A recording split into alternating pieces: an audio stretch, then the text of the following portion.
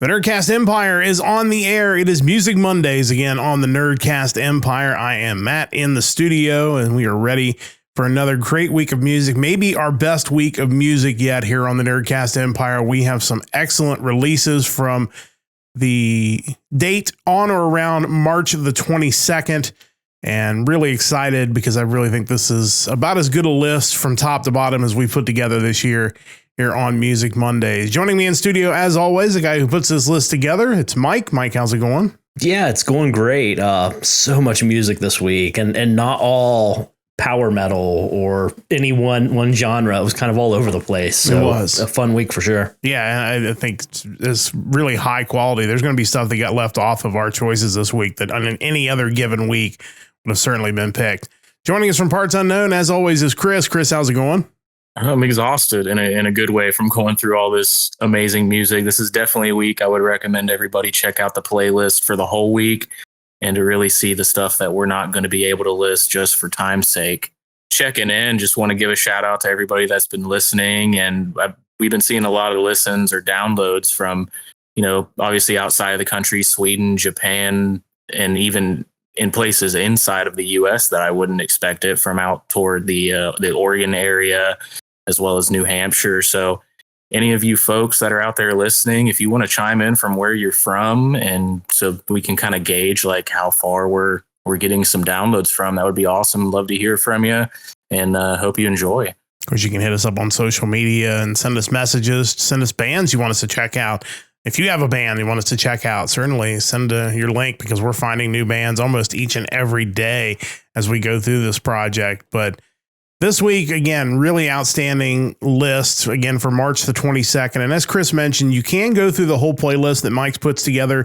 You have to go to the YouTube version of this podcast. And then about this time in the video, when I mention the date, you'll see a link pop up at the top of the screen that links to Mike's playlist, and you can go through everything that came out from March the 22nd that Mike was able to pull together from a couple of different sources. And there was a lot of really good music. I think any given week, there were probably another 6 to 10 or maybe even 12 albums that would have made the cut. This week, it took something special to get into the 6. And we're going to start things off with Mike, as we always do. And two really outstanding choices and two very different sounding bands than some of the other stuff we get on this podcast. But what was your first choice for the week of March the 22nd? Before I get into that, I should also probably mention, if you're checking out those playlists on my channel, feel free to check out the other videos, because I've been very slowly compiling ranking lists of anime opens from 2001 presently, and then this past year, 2023. Going to keep adding those as I go, but feel free to check that out. Yeah, you can check those out as well. And the other thing you can check out when you go to Mike's page, if you click on the playlist tab, you can actually go back and look at the playlists for any of the weeks that Mike has put together. They're all archived on there. So you've got the playlist for those. You've got Mike's anime openings, rankings. There's all kinds of stuff on his YouTube channel to check out. So make sure you do that. So moving on to what is your first pick for the week of March the 22nd? Yeah, it's kind of interesting. I didn't necessarily make a conscious effort to not pick a power metal band of the new music this week, but as it turns out, that's kind of where I ended up. For my first pick, actually a punk band from London. This band is called Snuff, and this is their 12th studio album, Off on the Charabanc. And found out that was like a bus or something that basically was used in Britain to transport people around. Didn't know what that was. I'm not a huge punk fan generally, but this was really, really good, and something I think, even if you're not a fan of the punk genre, I think you're really going to enjoy this. Sometimes the way I do this, obviously, and we've mentioned it just even in this podcast, is I'll grab like one song off of each album and create that playlist. And I think sometimes it's just picking the right song at random and it works out. Because in this case, the first song I listened to was Charabanc, and it just immediately hit me, because I'm not a huge fan of punk typically. There are some bands I like, but it's not my go-to style of music for sure. But it just had such a good melody, and it didn't come off as grating or obnoxious. It hit me kind of immediately, and I thought I might have to check the rest of this out. And that's what I did. And kind of going back into who they are, They've been around since 1986, been active from then to 91 and then 94 until present. They've released albums under multiple different indie record labels. Probably most notably was Fat Mike's Fat Records. He's the guy behind the band NoFX and a huge deal in the punk scene for years now. Looking at their bio, their first album was shortened. The title of it's kind of shortened to Snuff Said, but the actual full title, all one word, kind of wrapped around the album artwork, is Snuff Said, but gore blimey gov stone me if he didn't throw a wobbler, cha cha cha cha cha cha cha cha cha cha cha cha. You're going home in a cosmic ambience. I've not checked that one out yet, but I thought that was worth mentioning. That is something I'm glad I didn't have to type on my spreadsheet this week. That is a lot. Yeah, and it's amazing how English can sometimes look like a different language, and that's definitely the case there. But back to the music. Obviously, Sharabank I thought was really good. Go Easy, Booster, Yellow Lights, all good. The one that kind of threw me off the most, though, as I was listening to it at first in my car, was Purple Prisoner, which is an instrumental, which you don't really expect to hear on a punk album, and it was phenomenal, too. The back half of the album is a bunch of acoustic songs, including some of the songs on this record, so those are really cool to check out as well. Some of it almost kind of sounds like folk punk music, which I thought was kind of a different vibe, and I really enjoyed that too. I read one review from Rebel Noise talking about drummer Duncan Redmond's described the album as expression of love for folk music. So basically you see that folk influence there, and I think there are a lot of influences in here that are outside of the punk realm, and they all come through in the music because it is hard to even classify as one thing. It's so many different things, and I think that's what made it so good.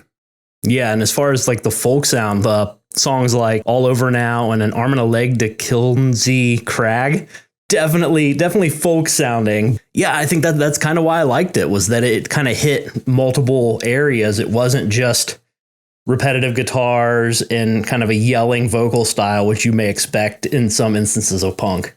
Yeah, Rebel Noise also called it blending their signature ska and punk roots with an unexpected twist. And I think that definitely describes this album, but it was kind of surprising. I wasn't sure what to expect when you put it on the list, but it was really, really good. Chris, your thoughts on Snuff?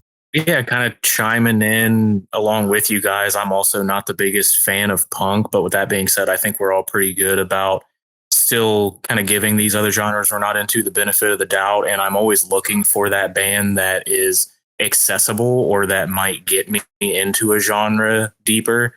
And I think this is right up that alley because of what you mentioned as far as bringing in those folksy beats and some of the lesser punk associated sounds. So yeah, this was right up my alley as far as getting into the punk scene. And it's amazing that they've been around so long, and I haven't been able to hear about them till now, but now I'm fully ingrained. I feel like that could be a catchphrase for this show we do. Well, I didn't know they've been around since 1982 or 1986 in the case of Snuff, but now we've discovered them. I think that's been the best thing about this podcast, is finding these artists that have been doing this a long time. And it turns out they're really, really good, and you just don't hear them anywhere because there's no outlet for this music and radio, even satellite radio. So that's always kind of disappointing that you kind of have to hunt these guys out. So hopefully we're bringing a spotlight to these bands on this podcast. This second choice, I really honestly very close to picking it myself. I thought this was really, really good. What is your second choice of the week? Yeah, I was actually kind of waiting for you to make your picks before making mine, thinking like, if he doesn't pick this one, I'm grabbing it by all means. Speaking of people or bands that you've never heard of, even though they've been around a while, there was a progressive / power metal band called Eldritch. Still around, but they started in 1991. Their lead singer up until 2022 was a man by the name of Terrence Holler. Wasn't familiar with him or the band at that point, but I am talking about his current project called Holler and their debut album Reborn. Yeah, this is a guy that clearly has been influenced by a lot of the 80s rock bands that I liked, even going back to the 70s in some cases. And it really comes through in his music. This is something that absolutely would have fit in with mid to late 80s, or even in some cases earlier than that, like radio rock music. Yeah, absolutely. And this guy on top of just being around forever, when I searched his name, I was shocked to find a website on anime songs pop up because he supplied the vocals to a song from Initial D Extra Stage 2 in 2008 called Falling Into My Heart, which, isn't the first time there's been a Western singer that ends up doing anime music that you're like, hey, that guy's really good. He sounds like this. But here we are with Terrence Holler doing that as well. But like you said, very AOR, classic rocky. When you hear the synths at the beginning of the first track, you're like, okay, I know what you're shooting for here. This guy would be on the same movie soundtrack as the band Stryker that we mentioned months ago, as far as like 80s kind of inspirational, maybe kung fu movie, something to that effect. I just really tremendous. You can hear kind of that EDM infused parts of his songs too, especially in the beginning of some of them where there is kind of that techno-y feel, like Music Is the One, Into Me Forever. You can hear it there. Falling Apart sounded like they could have used that on the new season or newer season of City Hunter. Like that just, to me, that's where it would have fit.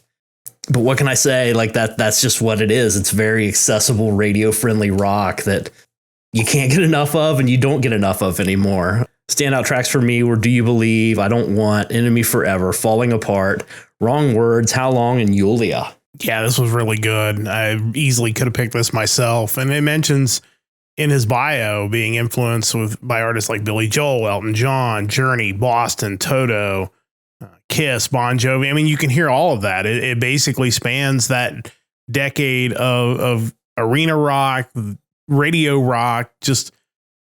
And I don't mean that in a negative way but it just feels very mainstream. It feels like something that absolutely would have fit on terrestrial radio in the mid 80s, late 80s. It's got a great sound. I thought it was great front to back. And I honestly hope this guy starts releasing more music, and maybe I need to go back and check out his stuff with Eldritch, because clearly this dude's really talented and now he's getting a chance to kind of shape that path himself with his solo project.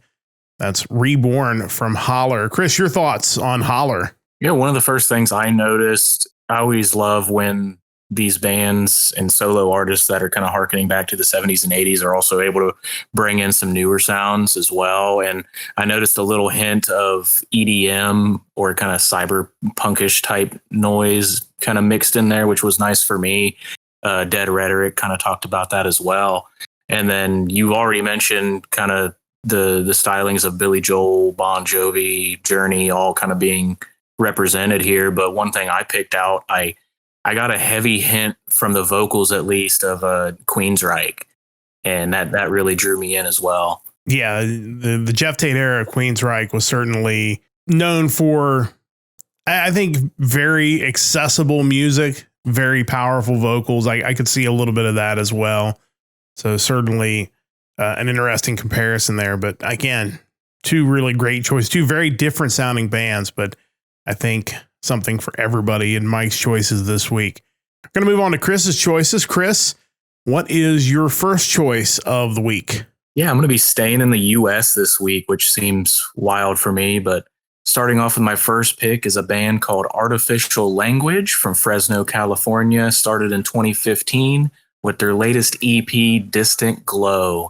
It's a 5-song, 21-minute EP, all based in prog metal, prog rock. Been covering it for a couple weeks now, and this one, I don't want to downplay the other albums that I've listed over the past couple weeks, but this is not only probably my favorite prog metal album that I've listed, but it may be in the running, I'll say, even this early on, for a pick of the year, maybe once we get to the end of the year and pick our 2024 best of.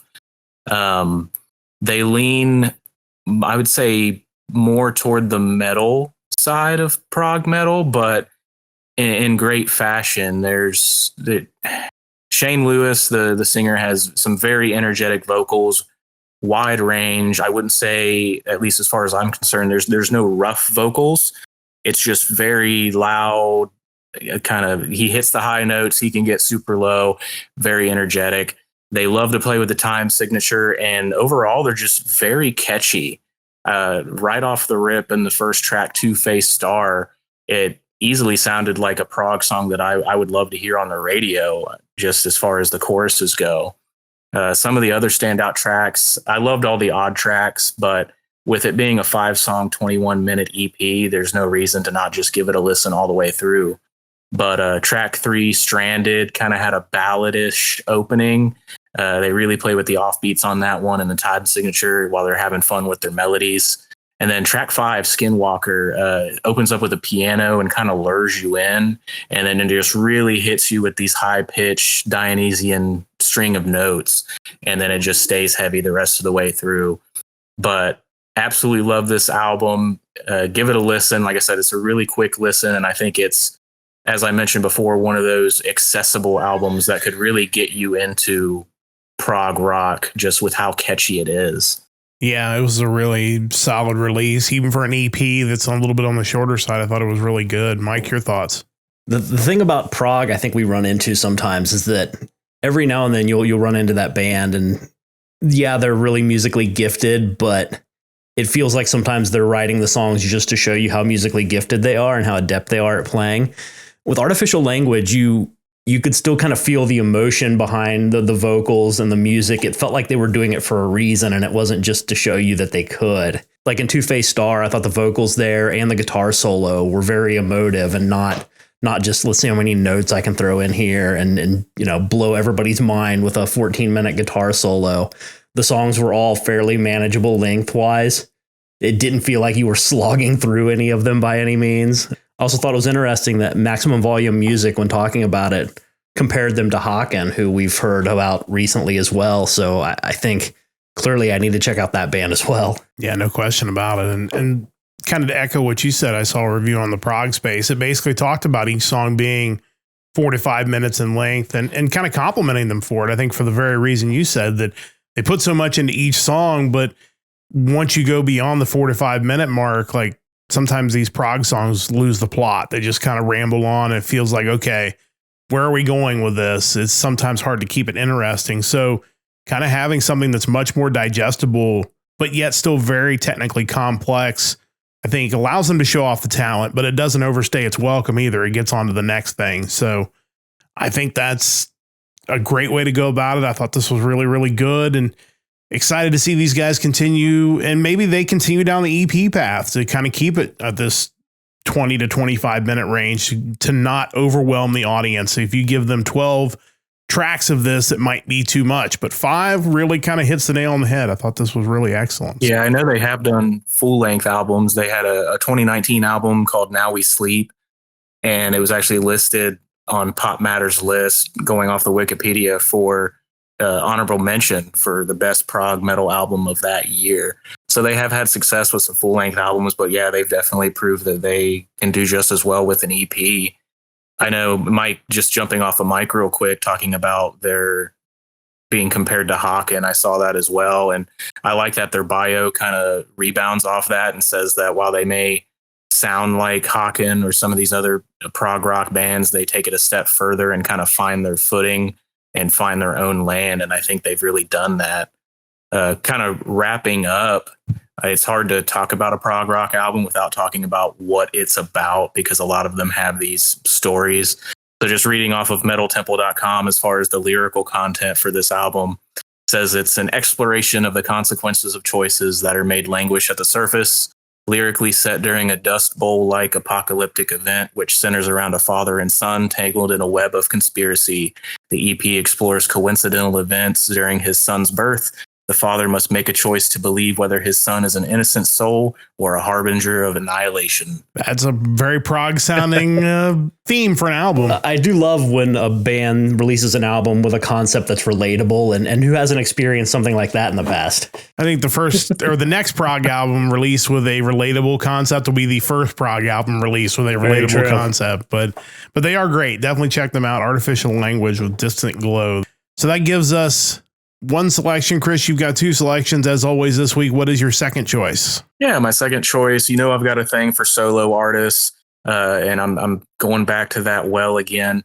A man named Martin Gonzalez. He's a Colombian-born musician, but U.S.-based. He's famous for working on season 8 and 9 for the soundtrack of the anime Ruby from Rooster Teeth, and it's his latest album, Suspiro, which after looking it up, he says is Spanish essentially for taking a deep breath. It's a 7-song, 29-minute album. And one of the main reasons I wanted to pick this, not just because he's so musically talented and that this was a great listen, even on multiple listens, but he's right up our alley as far as hitting 3 pillars of our podcast, as far as anime, games, and music. He's really got his finger kind of on the pulse of all 3, being a musician for games and anime. So it was really easy, being a fan of all those, to get into his sound. It has a little bit of everything for everybody. If you're looking for that kind of video game soundtrack, kind of inspired sound, it's got that. If you're looking for your big anime battle guitar solos and riffs, it's got that. Or just some of your more laid back piano, just classical music is thrown in there as well. Some of the standout tracks off this album were 3 and 4 for me. Track 3 being Finding My Home. It has a bit of an underwater level sound to me at the beginning and end from a video game, but then that sandwiches together some rock and guitars. And then track 4, Purpose, featuring Richard Henshaw. About midway through that song, there's this intense guitar solo that rolls right into a beautiful piano melody. And that's probably my favorite track on the whole album. Track 1 is another instrumental called Clueless. So 3, 4, and 1 are all great if you're just into kind of an instrumental vocalist experience. If you're looking for some harsh vocals to be thrown in, I would definitely check out tracks 2 and 5. That's Ouroboros and Hydrilla. He performs with Elizabeth Hall. So if you're into a more kind of metal and dark sounding track, then pick either one of those. Going over, I did manage to find kind of an interview with him on newnoisemagazine.com where he kind of covers what the album is about. And he says these songs in particular, some might be very easy and in your face kind of topic. One of them is overthinking a lot. And so I just got to say, for people who like overthink decisions in life and don't feel secure about things, just pursue the thing you love most and start taking action on how to fix whatever is wrong with what you think is wrong in your life. If you don't take action, then nothing is going to happen. And that's what this album means for me. It's kind of like taking a deep breath and rebranding. And once again, it goes back to this podcast. So many people speak to kind of how they've gotten to where they are now and why they're making all this entertaining music. And I feel right alongside of them. We kind of like stopped what we were doing, picked what was important in our life, and we've started down this path.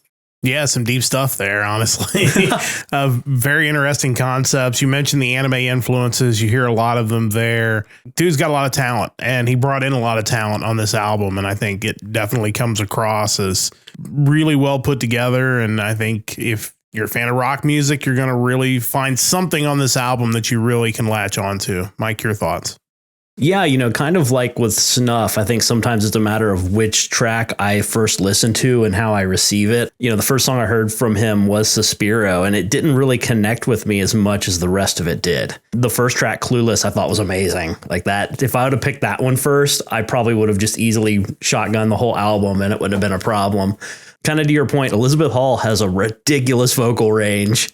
Like, she's really good at what she does, but man, that is between the death and the singing clean, just that was really impressive. Worth noting too that Gonzalez went to Berklee College of Music, where many, many years ago, John Petrucci, John Myung, and Mike Portnoy went to school and met and became Dream Theater. Also, Richard Henshaw, he's from a band that we have been talking about a lot lately, Hawe. So even more reason to check out that band. Clearly, we may have to do a whole podcast on Hawe and the influences, and clearly they're everywhere. But yeah, really, really great album. Definitely enjoyed it. It is definitely varied in the sound. Like Mike mentioned, you've got death vocals, you've got kind of softer songs like Suspiro itself, definitely a much more softer tone. So I do want to mention too that he has his band Atomic Guava, which, just looking at their Bandcamp momentarily, I definitely want to check out more of.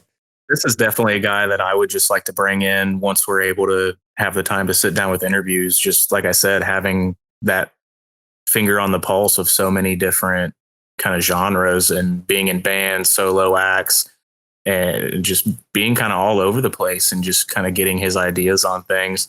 And just kind of capping off, I know Mike noticed this first, but one of the things he lists in his bio as kind of his biggest praise was that he received praise from Ron Bumblefoot Thal, which we've mentioned him at least 2 or 3 times on this podcast before. So definitely glad to see that he's got appreciation for that type of praise from a classic rock guy. It feels like all these bands we review are all tied together in one way or another. Amazing. Like, because it's not always the same music. It'd be different if they were all power metal or AOR, but it's all over the board. So it's kind of wild to see them all interconnected.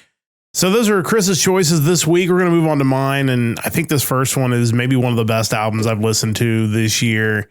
And it's from an Argentinian band named Neon Rider with the album Destination Unknown.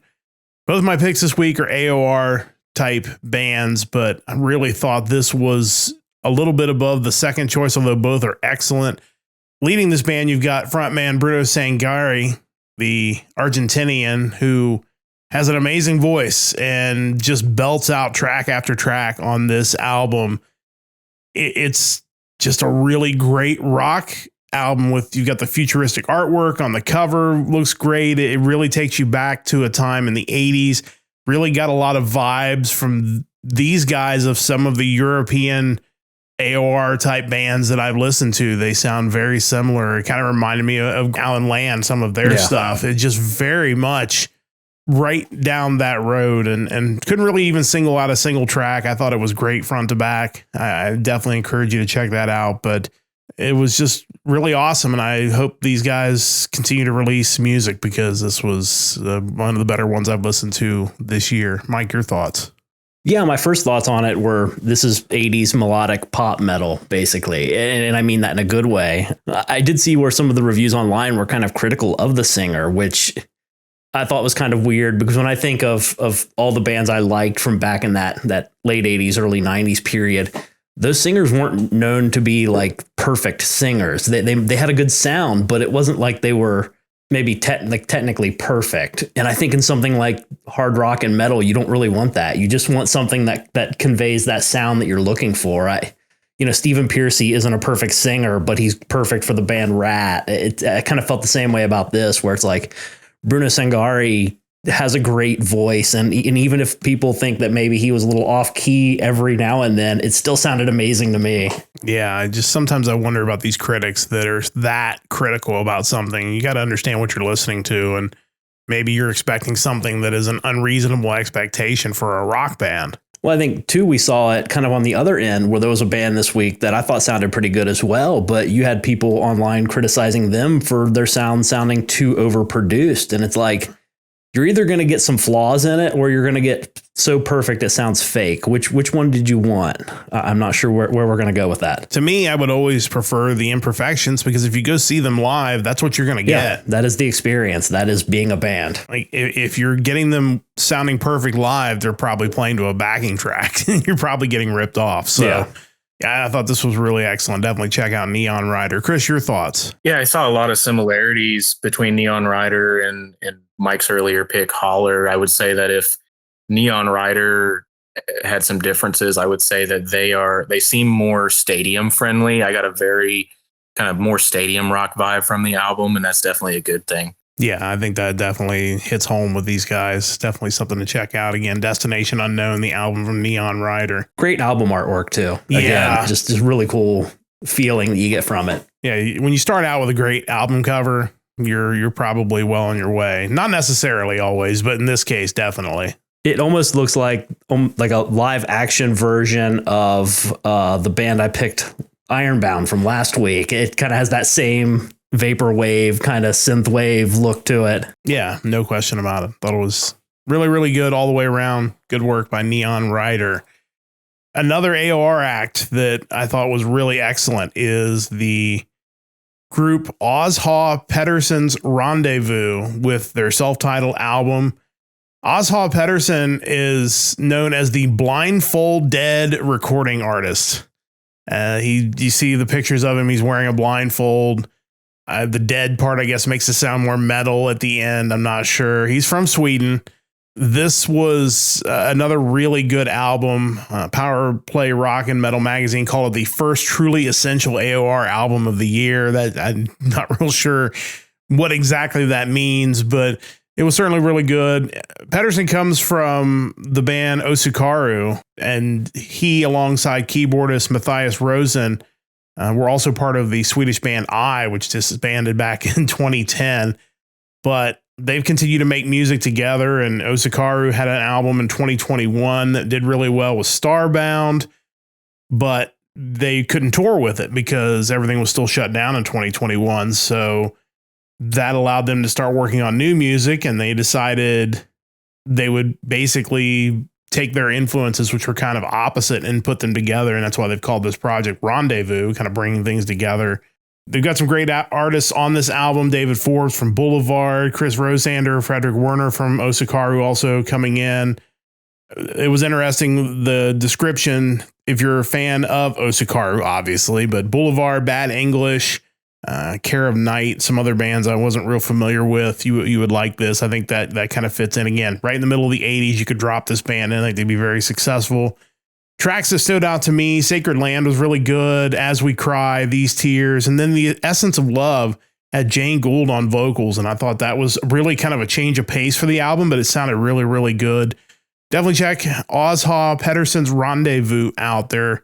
First effort under that name, and I think we'll probably see some more music from them in the future. Mike, your thoughts? Yeah, another really solid album.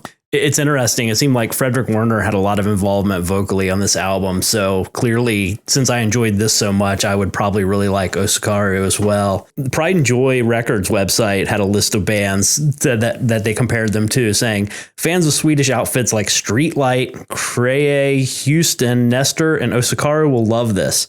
I'm not familiar really with any of those other bands, so it tells me that my Swedish rock caliber is not where it needs to be, and I really need to do some more homework. Boulevard you mentioned as well, the song with David Forbes on it that I heard was really good, These Tears. It's unfortunate that there's so little market out there for just quality rock music, because I feel like with Hawe Petersson's Rendezvous and so much of what we've listened to this week, there's so much of it out there. It's just why is there not an appetite for it to that degree? Yeah, I really wish there was, because I think several of these groups we picked recently, and certainly both the ones I picked, would be big stars in a world where AOR music is still played on the radio regularly.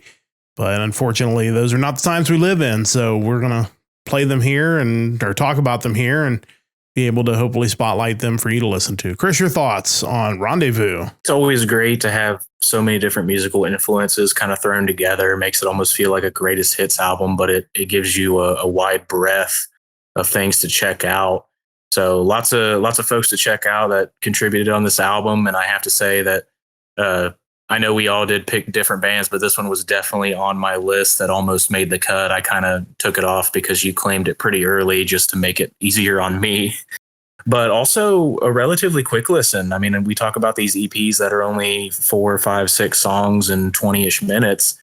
This has 10 songs, but is really only 10 minutes longer than some of the EPs that we've mentioned. So it's a relatively quick listen as far as albums go, and one that I definitely think people should check out. Yeah, no question about it. I think we gave you all 6 really great albums this week to check out, and certainly some varied sound, but also we had some AOR choices as well. But I thought it was a really good week for new music on the Nerdcast Empire. When we come back from this time out, we're going to talk about The Vault. We are going to take you into The Vault. We're going to give you some classic releases you need to check out. We'll do that on the other side of this time out here on the Nerdcast Empire. Back on the Nerdcast Empire, Music Monday is well underway, giving you a break from all the wrestling podcasts we've had lately. We certainly had a great weekend with WrestleMania and 2 podcasts. If you haven't listened to those, go back and check those out. They dropped in the middle of the night, so you might have missed them. Make sure you check those out. Of course, check out our website, nerdcastempire.com. We have a store there. You can support us there by picking up your Nerdcast Empire merch. And again, you can support us by just going onto your favorite podcast platform. Leave us a great review. That helps us out. Share our social media posts. That's a big one. That's certainly gotten our reach increased by people just sharing our Facebook posts or sharing our posts on X. We really appreciate that, and every little bit helps, even if it's not monetarily. Just the support and listening each and every week has been a huge help. Coming up this weekend, we're going to talk about the best of the rest of WrestleMania weekend. Of course, the 2 nights of WrestleMania always dominate the talk. But there are a lot of other great wrestling shows this weekend, including the NXT event that happened on Saturday and several indie shows that we've checked out throughout the weekend. We're going to kind of run down those next Sunday and kind of give you the best of the rest from WrestleMania weekend. And then, of course, 1 week from today, we'll be back with Music Mondays again as we take a look at the releases from March the 29th. So that'll be coming up next Monday on Music Mondays on the Nerdcast Empire. But we have gone through the new releases for March the 22nd, and a great week it was. Now we're going to take you into the vault, and we will start off with Chris, as we always do, to find out what album from the vault is in your spotlight this week. Yep, I'm going to extend the episode even more, but before I jump into the vault, I know we talk a lot about how you can help us just by listening, checking out our website and our merch store, but also kind of want to point you toward these bands that we list. If you're checking out any of these bands and you really like their sound, or you're loving the album that you're checking out and you get deeper into their catalog, please go to their websites as well. A lot of them have their own websites, their own merch stores that are relatively good prices. I know Mike has already picked up some items. I mean, I was just looking at Artificial Languages site just a little bit ago, but definitely try to support these bands as well. Share their music to friends of yours, share their posts, find them on social media, and just support them as well. We love to show the love. But jumping into the vault, I want to try to keep on my little gimmick of picking soundtracks, and an easy transition into that was, we've talked about this band before, Dethklok, with their debut album in 2007, the Death album. We've talked about Brendan Small and what a virtuoso he is, having this entire fictional band created behind him and playing all this music with a little bit of help. But this is one that I have repeatedly put on at work. It's just heavy from front to back, and it's just very, very satirical and comedic if you dig into the lyrical content. If you're a fan of Adult Swim, if you're a fan of just metal in general, check this out. And if you haven't heard of Dethklok or the show Metalocalypse that it's based off of, I definitely recommend giving that a look. And I feel like, I don't know if it's true, but I feel like this is one of the few instances where a fictional band has been able to kind of be near the top of the charts. I mean, this album debuted at 21 on the top 200 list with a fictional band. Some of the standout tracks to me on this one are Mermaider. Of course, we're up to Mermaider 3 now with the latest album. And this is where it all started here. You've also got Blood Recuted, Better Metal Snake, and my personal favorite, Death Harmonic. Yeah, again, these guys were basically a band that existed because of the animated show Metalocalypse, and turned out they were able to produce some great music that ended up getting them on the charts as well. And certainly a rare appearance for like heavy metal in a cartoon for sure. And really on mainstream television in any form. So Mike, I get your thoughts on that first. Yeah, Brendan Small is a genius. I think early on, I probably didn't appreciate Metalocalypse as much as I should have, for a couple reasons. One, I was a big fan of Home Movies, his show before that. And really for Cartoon Network, anytime they had some sort of new animated show that wasn't anime, it kind of bummed me out. Like, hey, why can't you bring over more anime? That's really disappointing. Really cool to have Gene Hoglan on drums for this album from Death, Devin Townsend, Testament. My main kind of introduction to the real work that this guy did with the Dethklok and Death album was Guitar Hero 2. Thunder Horse was on there and was a tremendous song and a blast to play. It's amazing that such a high quality melodic death metal album could come essentially from one guy. And you think how many acts we see during this podcast that are essentially one man bands. And you just got to wonder if he wasn't somewhat an inspiration to these artists today that says, you know, I can pretty much do all this myself. I just have to work at it. Be like Brendan Small. Certainly an inspiration for a lot of these one man band type bands that obviously he had more help than just himself. But, you know, if you have a guy who's got a lot of talent, has some ideas, you can make some magic happen. And certainly this is an opportunity that he created and turned out into this, to be this big, successful metal group out of a fictional group. Another guy worth mentioning that was involved in this project is Ulrich Wild, who we mentioned a week or two ago, because he is the engineer who engineered all this stuff and produced all this music for Dethklok, but he also did Static X's Wisconsin Death Trip, which came up a few weeks ago. He did engineered Buck Cherry's debut album, and so many other bands from the mid to late 90s into the 2000s. And clearly you get a guy like that involved, you're going to get a great output. And certainly they were smart to bring him in and allow him to master all of this and produce it. And because of that, you ended up with something that actually turned out to be good music in the end. But definitely check out Metalocalypse and check out Dethklok and all of their albums. But obviously Chris spotlighting their debut album, the Death Album, tonight. Let's go to the vault for Mike's pick now, as Mike is continuing through the alphabet. Mike, where are we landing this week? We have made it all the way to the letter G up to this point. And kind of with this trip around the alphabet, a lot of what I'm looking at is kind of the music that I discovered mainly in the late 90s, early 2000s that really shaped my music taste for the future. For this one, the letter G, we were looking at the 6th album from the band Gamma Ray, and that album is Power Plant from 1999. I mean, it's only fitting that you didn't pick a power metal band for your new stuff this week, so you pick a very classic power metal band for your vault pick. Yeah, I couldn't stay away too long. Obviously, Gamma Ray was the band that Kai Hansen formed after leaving Halloween in 1989. For me, so many of the albums that I found when I discovered these bands weren't really the album that put them on the map or contained their biggest hits necessarily. You know, I didn't listen to Heading for Tomorrow or Sigh No More first with Gamma Ray. Same could be said for bands like Halloween, where I didn't hear Keeper 2 first. It was whatever album at the time came out in the early 2000s, The Dark Ride, I think it was. Yeah, this one just immediately resonated with me. I love Kai Hansen's work just in general. It's everything that power metal should be, in my opinion. So I fell in love with it pretty quickly and moved on to some of their other albums after that. For this album, songs like Anywhere in the Galaxy, Razorblade Sigh, Send Me a Sign, Garden of the Sinner, Short as Hell, and then a cover of the Pet Shop Boys' It's a Sin.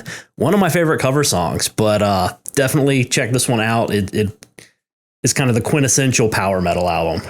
Yeah, I was going to mention the cover of It's a Sin. It's different than the original, but yet really, really good. They kept the essence of the original, the Pet Shop Boys song. So it's a really excellent cover. I mean, there's a reason that Kai Hansen's called the Godfather of power metal, because, you know, he co-founded or founded 2 of maybe the greatest power metal bands of all time.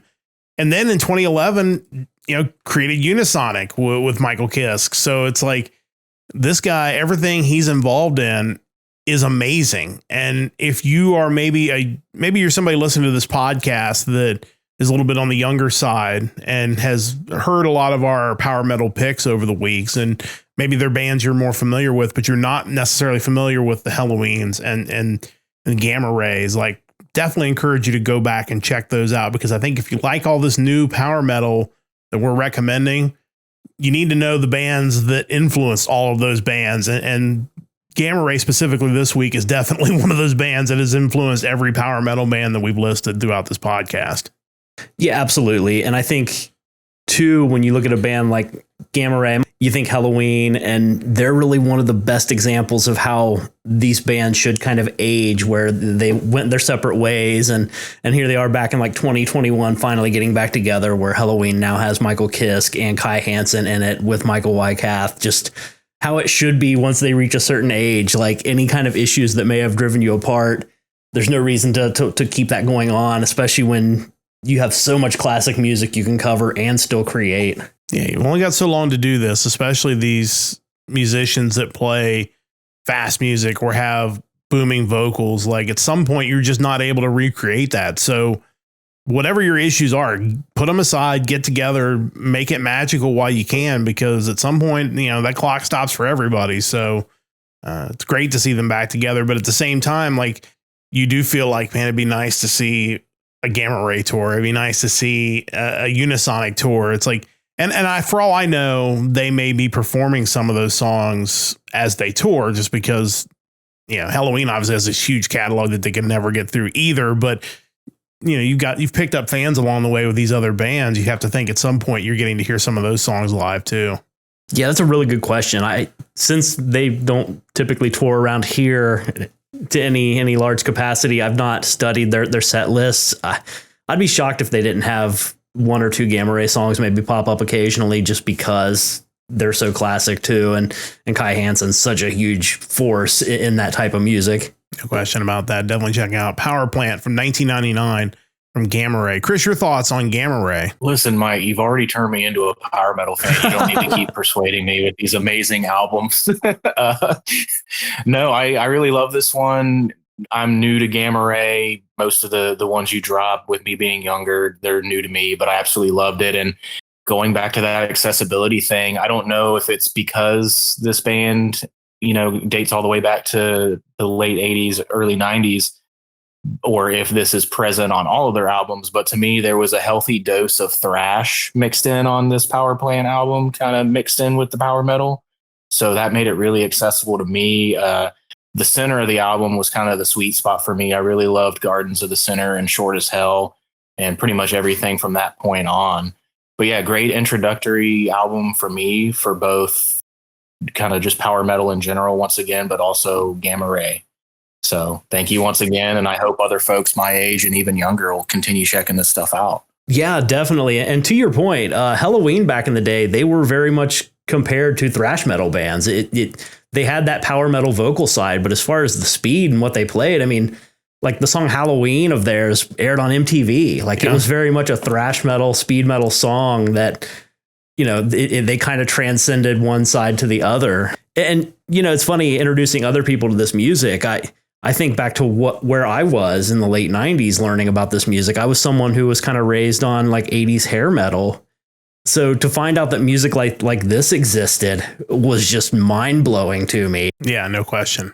Certainly, you open your eyes to all this music that's out there. And again, that's part of the point of this podcast, is to be able to open everybody else's eyes to some of the music we love and some of the new music that's out there that is continuing to be in the footsteps of groups like Gamma Ray. So definitely check out Power Plant. And it's funny that Chris is literally the person that is the fictional person I created, that was the younger person who's has listened to the power metal in this podcast and then has gone on to find these bands. Like, Chris is literally that person. Sometimes I forget about that, but great to see. We're going to go a little farther back in the vault for my pick this week. We are continuing through the year by year thing. We started, of course, in 1969 a few weeks ago with the Chicago Transit Authority album. We are now up to 1972, and it was really tempting to pick Mott the Hoople in 1972 with All the Young Dudes, which was the album that kind of saved their band, thanks to Bowie giving them that song and it becoming such a big hit. Certainly that's one to check out. But I decided, just based on the number of hit songs, I would go with the debut album from Steely Dan, and that is Can't Buy a Thrill. It was released in November of 1972. It's definitely feels like something out of 1972, but their three big hits on this album all sound different, which is really interesting and kind of shows you the varied music stylings of Steely Dan. You start off with track one, Do It Again, has a very Latin feel to it. Definitely feels a little bit more like a Hispanic influence into their music. And then you have Dirty Work, which is definitely a slower song, but has a good sound to it. And then you go to the beginning of side two and Reelin' in the Years, which is probably the one Steely Dan song, if people have listened to classic rock radio, it's probably the one they're going to be most familiar with. It definitely has more of an upbeat song styling there, but just it's a really good album, 10 songs, 5 on each side. And it was the start of Steely Dan and kind of what they would become. But as far as albums in 1972, I think this is probably the one that had the most number of my favorite songs on there. So that is why I went with that. Mike, your thoughts on Steely Dan? Yeah, it's kind of interesting. As you've been going through the years, obviously whenever you pick an album, the first thing I do is go to that year and see what else was out there. And really, from the beginning of this endeavor of yours, every time I run into a band and I'm like, oh, it's their first album, and I scroll down to the track list and it's like, oh, I don't know any of those songs. Like, this is definitely the counterexample to that, where for a debut album, it has so many big songs on it, which is really impressive. I saw on the Wikipedia page that it was voted 238th in the 500 greatest albums of all time by Rolling Stone in 2003. Yet somehow by the new list that came out in 2020, it had moved up to 168.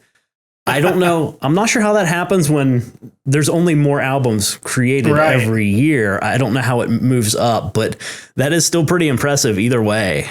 And kind of looking back at that time, I think of like, that's around the time that you start seeing heavy metal become a thing. And I always kind of look at it through that lens of the evolution of metal. But it's like a band like Steely Dan, it's like, where in the evolution of rock music, it kind of seems like they're all over the board. I know they're kind of referred to as like a jazz rock band, which you hear that, but it's just like that could have gone in so many other directions, it seems like. Yeah, they're not prog in the sound, but they feel prog in the influence. Like there's so many different influences coming into what they did to create this album. And I just wonder about the Rolling Stone thing about the greatest albums.